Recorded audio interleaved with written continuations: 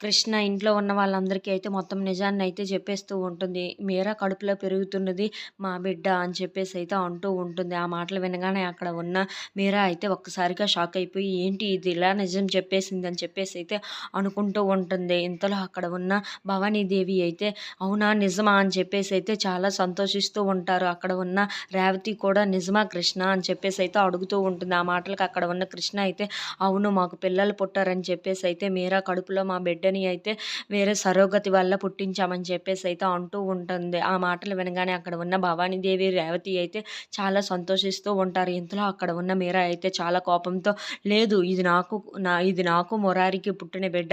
మా ఇద్దరికి మాత్రమే సొంతం అని చెప్పేసయితే చాలా కోపంగా అంటూ ఉంటుంది. ఆ మాటలు వినగానే అక్కడ ఉన్న మధు అయితే నువ్వు నోరు మొయ్యవే, నువ్వు వచ్చిన నుండి నాకు ఏదో అనుమానంగానే ఉంది.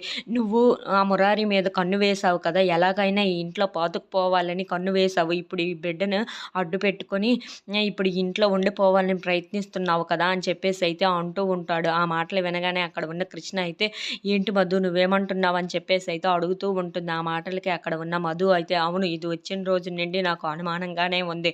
తిని మురారి మీద కన్ను వేసింది. ఇప్పుడు ఇదొక సాకు దొరికింది కదా మన ఇంట్లో పాతుకుపోవడానికి అని చెప్పేసయితే అంటూ ఉంటాడు. ఆ మాటలు వినగానే అక్కడ ఉన్న ఆదర్శ్ అయితే ఏంటి మీరే ఇటువంటి దాయా అని చెప్పేసయితే అనుకుంటూ ఉంటారు.